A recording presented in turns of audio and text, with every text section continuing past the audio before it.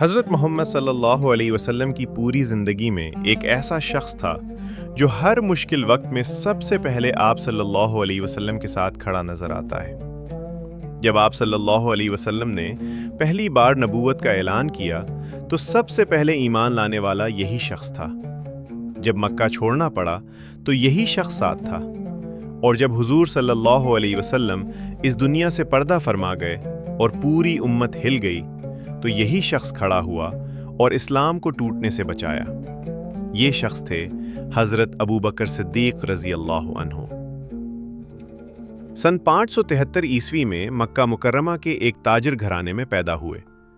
ان کا اصل نام عبداللہ ابن ابی قحافہ تھا اور یہ قریش کے بنو تیم قبیلے سے تعلق رکھتے تھے۔ حضرت محمد صلی اللہ علیہ وسلم سے 3 سال چھوٹے تھے اور بچپن سے ہی ان کی دوستی تھی۔ مکہ میں ان کی پہچان ایک ایماندار اور سمجھدار تاجر کی تھی۔ 18 سال کی عمر میں کپڑے کا کاروبار شروع کیا اور یمن، شام اور دوسرے علاقوں میں تجارت کی۔ کاروبار اتنا بڑھا کہ باپ کی زندگی میں ہی مکہ کے لوگ انہیں اپنے قبیلے کا سردار مانتے تھے، اور یہ سرداری انہیں ملی تھی دولت کی وجہ سے نہیں بلکہ ان کی سچائی اور انصاف کی وجہ سے۔ اسلام سے پہلے بھی حضرت ابوبکر رضی اللہ عنہ نے کبھی شراب نہیں پی، کیونکہ انہیں لگتا تھا یہ عقل کو خراب کرتی ہے، اور کبھی بتوں کے سامنے نہیں جھکے، کیونکہ ان کا دل اسے سچ ماننے سے انکار کرتا تھا۔ اسی لیے جب حضور صلی اللہ علیہ وسلم نے انہیں اسلام کی دعوت دی تو انہوں نے بغیر ایک لمحے کی تاخیر کے کہا، صدقت، آپ نے سچ فرمایا۔ یہ پہلے آزاد مرد تھے جنہوں نے اسلام قبول کیا، اور اسی دن سے انہیں الصدیق کا لقب ملا۔ جیسے جیسے اسلام پھیلنے لگا، مکہ کے کافروں نے مسلمانوں پر ظلم بڑھا دیا۔ جو غریب اور غلام مسلمان تھے انہیں سب سے زیادہ تکلیف دی جاتی تھی۔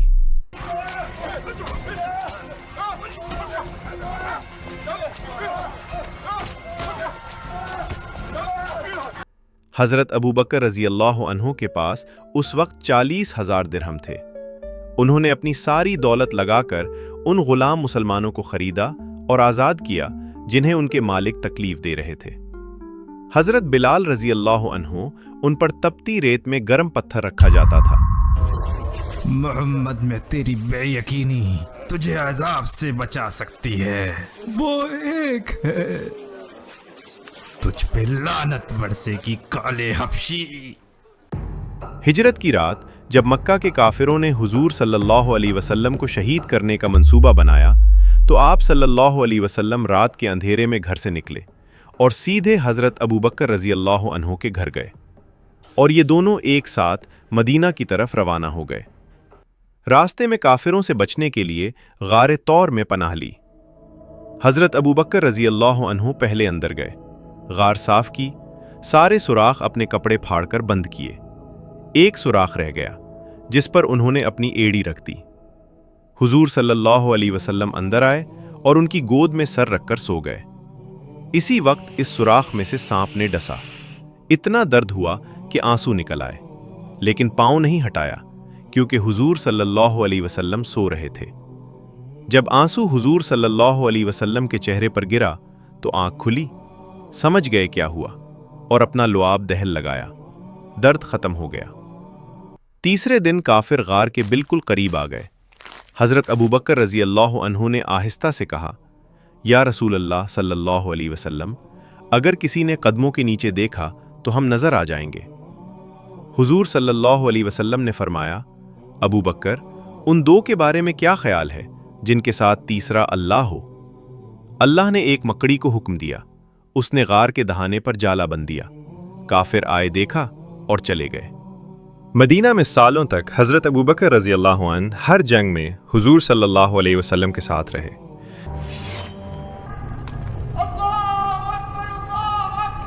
جنگ بدر، جنگ احد، جنگ خندق، تبوک، ہر غزوے میں حضور صلی اللہ علیہ وسلم نے ایک بار فرمایا، اگر میں اپنی امت میں سے کسی کو خلیل بناتا تو ابوبکر کو بناتا، لیکن وہ میرے بھائی اور ساتھی ہیں۔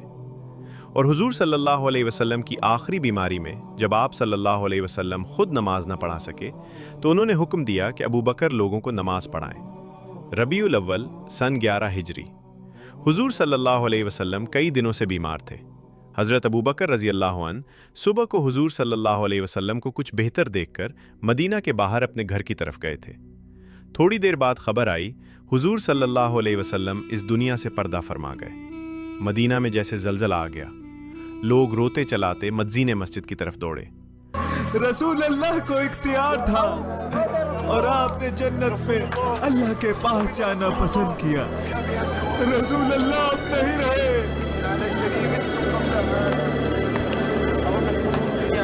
हज़रत उमर रज़ी अल्लाह अन्हु, जिनकी हैबत से शैतान भी रास्ता बदलता था, वो तलवार लेकर खड़े हो गए और कहने लगे, जिसने कहा कि हुजूर सल्लल्लाहु अलैहि वसल्लम वफ़ात पा गए, मैं उसका सर कलम कर दूंगा।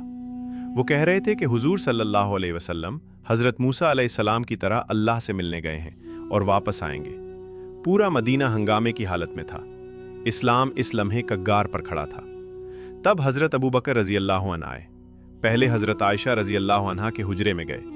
हुजूर सल्लल्लाहु अलैहि वसल्लम के चेहरे से कपड़ा हटाया, झुके, पेशानी पर बोसा दिया और कहा, आप पर मेरे माँ बाप कुर्बान।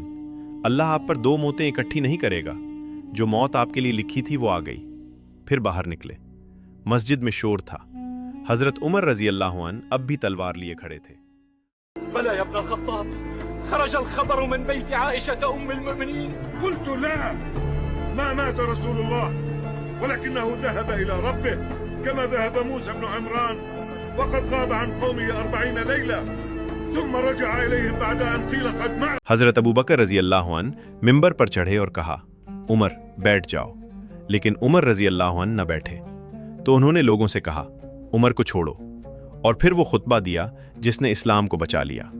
उन्होंने कहा, ऐ लोगो, तुम में से जो मोहम्मद सल्लल्लाहु अलैहि वसल्लम की इबादत करता था, वो जान ले कि मोहम्मद सल्लल्लाहु अलैहि वसल्लम वफ़ात पा गए। और जो अल्लाह की इबादत करता था, वो जान ले कि अल्लाह जिंदा है और उसे कभी मौत नहीं आएगी। अल्हम्दुलिल्लाहिल काहिर फौका इबादिही अम्मा बाद فإنه من كان يعبد محمدا فإن محمدا قد مات ومن كان يعبد الله فإن الله حي لا يموت. फिर उन्होंने कुरान की वो आयत तिलावत की, मोहम्मद सल्लल्लाहु अलैहि वसल्लम सिर्फ अल्लाह के रसूल हैं।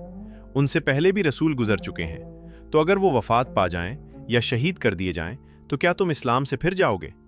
हज़रत उमर रज़ी अल्लाह अन्हु ने बाद में कहा, वल्लाह, जब मैंने ये अल्फाज सुने तो मेरे पैर मेरा बोझ न उठा सके और मैं ज़मीन पर गिर पड़ा। इसी लम्हे मुझे यकीन हुआ कि हुजूर सल्लल्लाहु अलैहि वसल्लम वाकई पर्दा फरमा गए हैं। आहिस्ता आहिस्ता पूरे मदीने को समझ आने लगी और इस्लाम टूटने से बच गया। हज़रत अबू बकर रज़ी अल्लाह अन्हु ने सिर्फ 2 साल 3 माह खिलाफत की, लेकिन इन 2 सालों में उन्होंने वो काम किए जो सदियों में होते हैं। मुर्तदीन से लड़े, झूठे नबियों को ख़त्म किया, ज़कात से इनकार करने वालों के ख़िलाफ़ जंग की और कुरान को एक किताब की सूरत में जमा करवाया, क्योंकि जंगों में बहुत से हाफिज़ शहीद हो रहे थे। 634 ईस्वी में 63 साल की उम्र में वफ़ात पाई। आखिरी ख्वाहिश यही थी, मुझे मेरे दोस्त के पहलू में दफनाना।